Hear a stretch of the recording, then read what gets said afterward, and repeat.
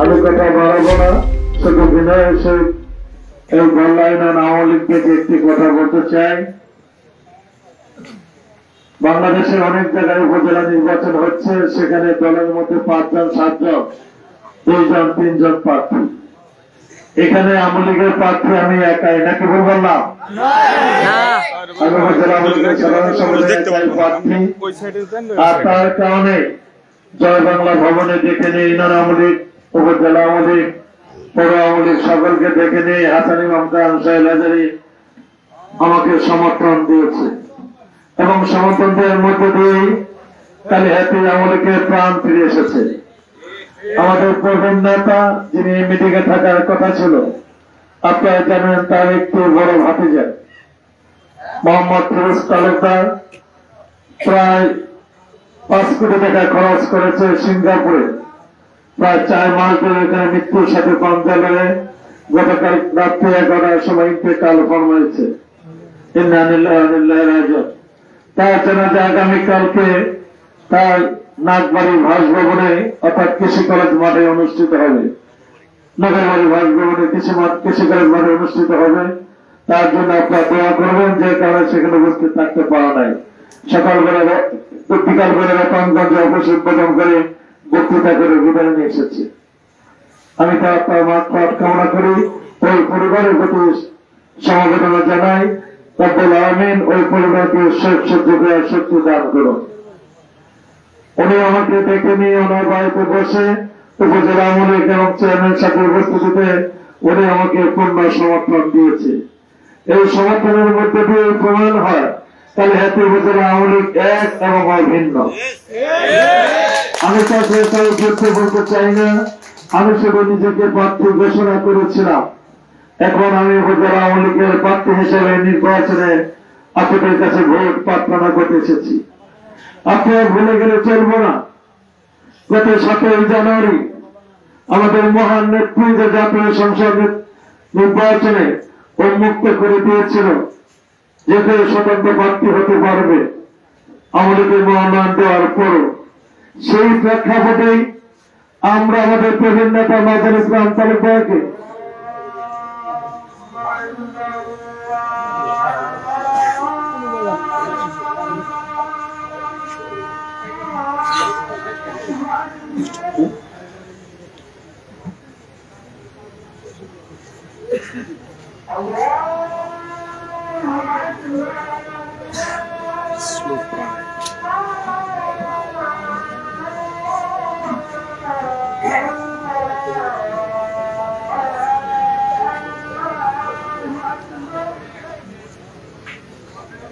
আপনাকে উঠেন না, আমরা শেষ করি।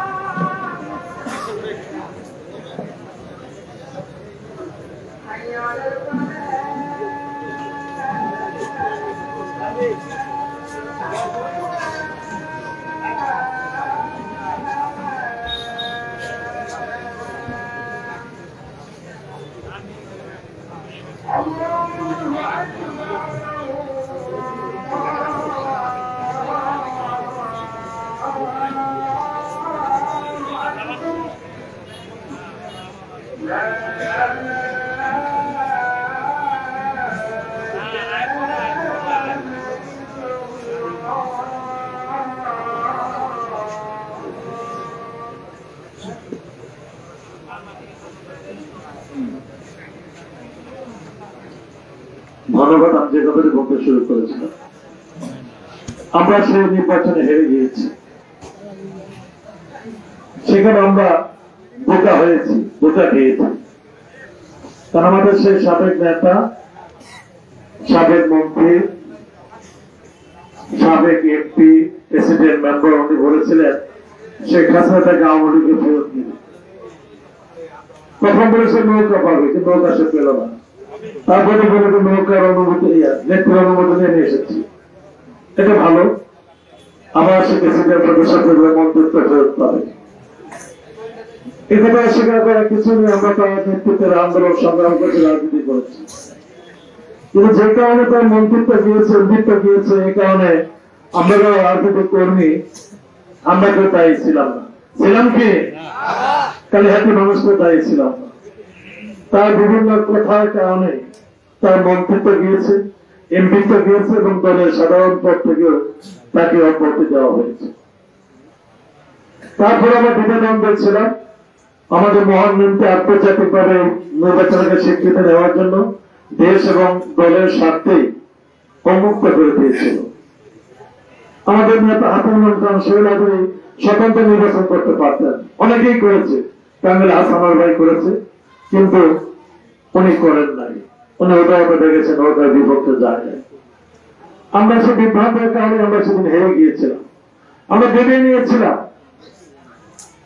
যে সাবেক নেতা ৮৬ বছর বয়স, তার কাছে আমরা অনুগত আচরণ পাব। একদিন দেখলাম একটি গভর্নমেন্টের একটি প্রোগ্রাম, সেটা হলো যে পেনশন স্কিম, নাকি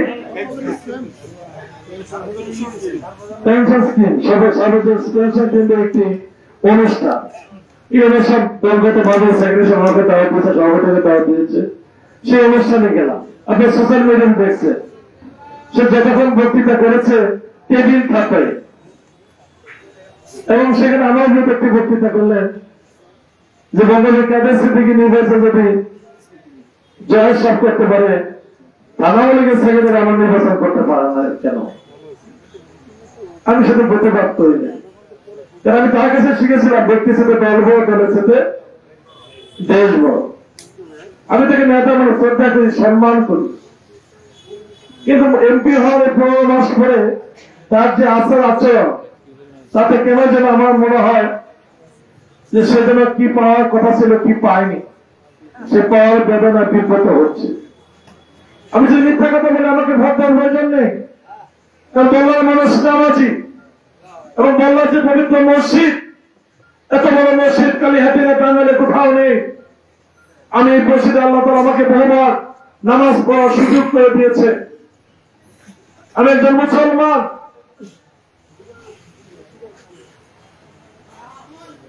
আমরা কি দেখলাম, আমাকে সে উপজেলা চেয়ারম্যান হতে দেবে না, প্রকাশ্যে বলে, কেন বলে তাও জানি না। এক সময় শাহিন নামে একটি ছেলেকে ঘোষণা করলো শাহিন আমার প্রার্থী। একটা এমপি প্রার্থী দিতেই পারে, যে উন্মুক্ত নির্বাচন দিতে পারে না। 10 দিন পরে দেখলাম শাহিন সাহেব নাই। আমাদের একজন সহজ সরল মানুষ আপনাদেরকে ভোট উপজেলা চেয়ারম্যান বানিয়েছে, উপজেলা আওয়ামী লীগের সাধারণ সম্পাদক আমাকে বলছেন নির্বাচন করবো না। হঠাৎ করে তাকে ডেকে নিয়ে তার যারা নির্বাচন করেছে তাদেরকে দিয়ে তার মনোনয়ন জমা দেওয়া হলো আফসার সাহেবের। তা বললাম এটা সোশ্যাল মিডিয়া দেখেন নাই? এই ৭২ বছর বয়সে একজন সহজ সরল মানুষ, ভালো মানুষকে উনি মনোনয়ন জমা দিলেন, ওনার লোকজন তাকে সমর্থন দিল। কি দেখলাম? উনি ভোট চাওয়া শুরু করলো যে মাননীয় সংসদ সদস্য আমাকে মনোনয়ন দিয়েছে, সমর্থন দিয়েছে, আমি নির্বাচন করব। আমরা খুশি হলাম। উনি 19 মার্কা প্রতীক চেয়েছিলেন, নাকি বললাম না? 3 দিন যেন না যেতেই সেই 72 বছর মানুষটিকে, সহস্র মানুষটিকে কি দেখলাম যে তাকে একথা বলার সুযোগ পায় নাই যে আনসার সাহেব আপনি প্রত্যাহার করুন অথবা আপনাকে সমর্থন দিতে পারছি না। 3 দিন পর দেখলাম যে তার ভাই আজাদ সিদ্দিকী উনি সমর্থন দিলেন। এটা কালে তুমি দেখেন নাই? এটা কিসের নাটক? এটা কিসের নাটক? আপনি কি জানেন? আমি চ্যালেঞ্জ করে বলে যাচ্ছি, তফসিল ঘোষণার 3 দিন আগে আজাদ সিদ্দিক সরকার এই কালীহাতির ভোটার হয়েছে গুলি কেন্দ্রে, ছাত্রীহাটিও না, গুলি কেন্দ্রে ভোটার হয়েছে 3 দিন আগে। আমার 36 বছর রাজনীতি জীবনে দেখে নাই আজাদ সিদ্দিকী সাহেব এই কালীহাতির কোন মানুষের কল্যাণে কাজ করেছে। আপনারা দেখছেন? আমি আজকেও নেতা লতিফ সিদ্দিকীর উপরে আস্থা রেখে আমি আমার নির্বাচন থেকে সরে দাঁড়াতে চাই। আপনাদের সামনে কথা দিয়ে গেলাম, আমি নির্বাচন করতে চাই না।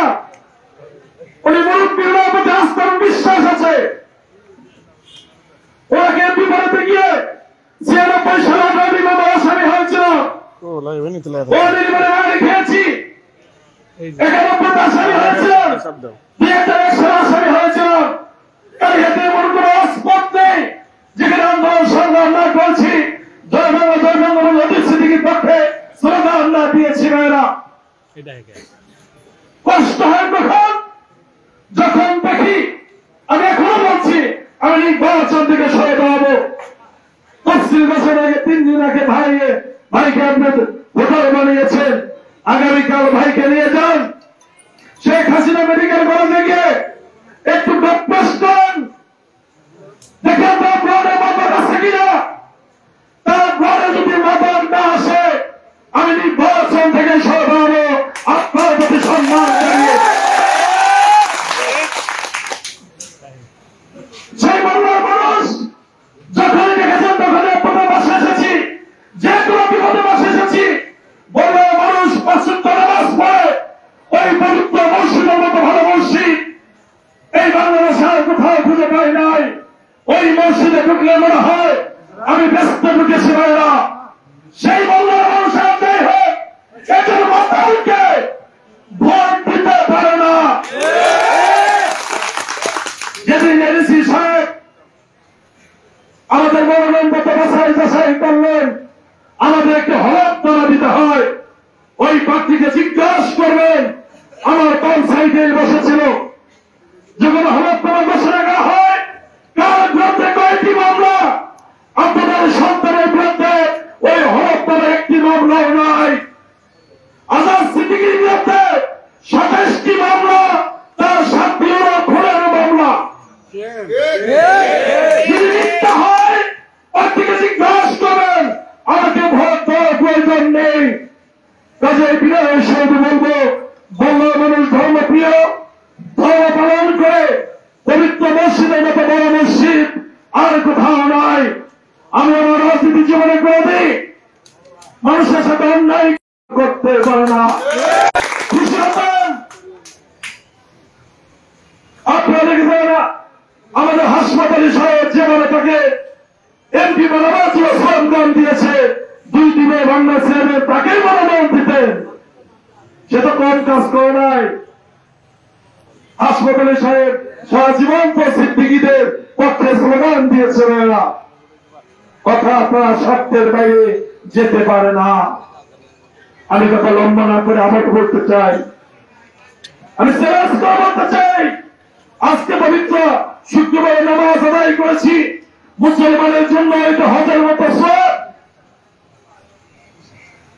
মাগরিবের নামাজ কত বসে আদায় করেছি। আজাদ সিদ্দিকী যদি তার মাতাল না আসে, 27টি মামলা যদি বিরুদ্ধে না থাকে, আমি আগামীকালকে আমার প্রার্থীতা প্রত্যাহার করে দিব। আর যদি সত্য হয় এই কালীহাতির মানুষের যাই হোক, এই 5 লক্ষ মানুষ কালীহাতিকে মাতালের কালীহাতি সৃষ্টি করতে পারে না। আপনারা পত্রিকায় দেখেছেন, টেলিভিশনে দেখেছেন, একটি বাবা বৃদ্ধ বয়সে তার ছেলেকে গোল দিয়ে কুপিয়ে 7টি খণ্ড করেছে, শুধু ওই ছেলে মাতাল বিদায়। আপনারা দেখেছেন পরিবারে 5টি লোক মদ খেয়ে মারা গিয়েছে, তা মামলা করে নাই। আরেক কথা বলবো না, শুধু এটুকুই বলতে চাই, মাদককে আমরা না করব, বল্লার মানুষ মাদক সেদিকে ভোট দিতে পারে না। 21শে মে আমাদের বিজয় হবে ইনশাআল্লাহ। জয় বাংলা। মিশন 90 সংবাদের পিছনে নয়, ভিতরে ছুটি।